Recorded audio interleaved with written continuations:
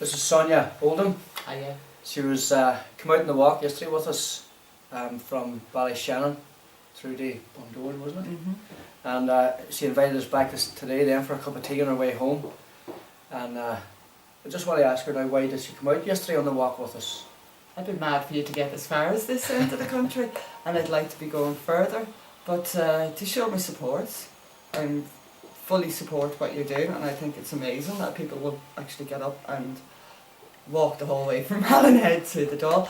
And a lot of us can't get to Dublin for protests between kids and transports and people are working and stuff, so for a protest to be going basically by your doorstep, it's a good opportunity to go out and show your support. What kind of things are you interested in and involved with? Well, I'm involved with the anti-eviction task force. Never thought I'd see the day where repossessions were going to be a problem in Ireland, where the Irish mentality is very much our home and owning our own wee bit of land. And we just thought that was part of the dark ages and that it wouldn't actually be a problem for people I know and friends and relatives, and to be actually speaking to people who are going through this and are living in fear and they're stressed, and you know, every penny that it's going towards the banks. They don't have it.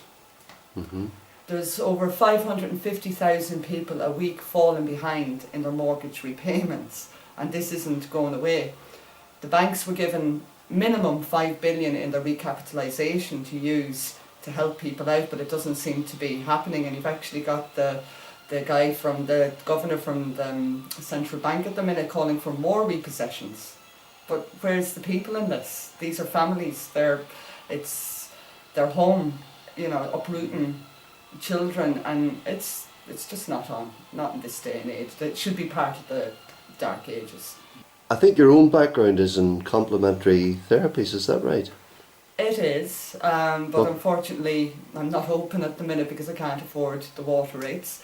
Still have the bank loans to pay, but there's just no way that it's basically the same amount as a month's food for my family, and I can't make that choice between paying for water rates or doing without for food for the kids. It's just not an option. It's an awful situation, isn't it? It is, and a lot of people are in it. They just can't work. Their hands are tied with red tape, and you know, to know that all this money as well is going to the unsecured bondholders. I had a look in there was a small list of the Anglo bondholders, which includes the Rothschilds, and one investment lot whereby you could invest if you had over 2 million. Now these people are not short a penny. We don't have to pay them. This is an odious debt. The people should not be paying this. When they were doing well, they didn't give us a share of their profits. I don't understand why we have to pay for their losses. And I'm sure as soon as the banks are on their feet again, they'll probably sell the banks and we'll not see a profit. You know, it's not fair. I believe this is also an area, you live on the edge of an area where there's a lot of mineral wealth ready to be exploited. Isn't that correct? It is. For anybody who's listening to this, what are you against? The hydraulic fracturing. Licence were given by the government, 1,000 and something, I can't remember quite off the top of my head, was all that was paid for them, and it's an exploratory licence at the minute. But people weren't informed. Here the mineral rights are owned by the government, and there's still people living in townslands in Ireland that don't know that their land has been licensed for hydraulic fracturing. They don't know anything about it. This is what's commonly known as fracking. Yes, yeah, and I think that's absolutely and utterly disgusting for that to happen. I know I've watched a film myself that came out of the States called Gasland very recently, and a very, very scary outlook to any area of land that has had this process carried out on it. Absolutely, and what's even scarier is talking to people that are actually living in these areas. With the age of the internet now, people are connected and people are reaching out and connecting worldwide over this issue, because it's not just Ireland, It's America, it's Australia, it's England, it's France, it's Poland, it's you know, all around at the moment. So people are actually speaking to each other and finding out what it's like to live in those areas. So it's not only the austerity measures that we face at the moment, and people being put out of their houses. The potential is actually for the whole area to be, you know, become virtually a poisoned wasteland. Yeah, and people won't want to buy your houses. It won't matter, you know, you could be in debt and behind on your repayments, but you won't even be able to sell them. Now, you know, it's been sold that we're going to have gas. We're not.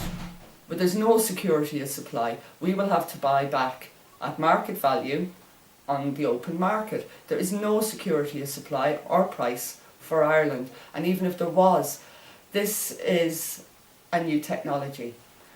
There has been older versions of it, but the way it is presented to us today is a new technology. And there hasn't been enough research done on this, especially into health. Health impacts assessments are only starting to happen in America. Now, I don't want this to go ahead and then somebody like with asbestos and cigarette smoke and say 10 years later, oh, it's as bad for you. You know, there is enough evidence there of it being harmful to enact the precautionary principle, which means you don't go ahead until you know what you're doing. I think we'll leave it there, and we'll hit the road very shortly because we've got to get ready for an event tomorrow. Isn't that right, Joe? Yeah, St Patrick's Day Parade in Letterkenny tomorrow. And we have a new CD released, and we'll be selling that in Letterkenny tomorrow as well. And what's that? It's a CD about the done by the Tractor Boys, and the proceeds of it will go to cancer care. Right, so we'll look forward to a good turnout from the people in the Donegal area, all converging in Letterkenny tomorrow. Yeah. And look out for our float. Yeah, we have a float in the parade tomorrow. I don't know much about it yet because we haven't been actually involved in it ourselves yet. Now, the fellas are down getting it ready for tomorrow, but should be good. Be good crack.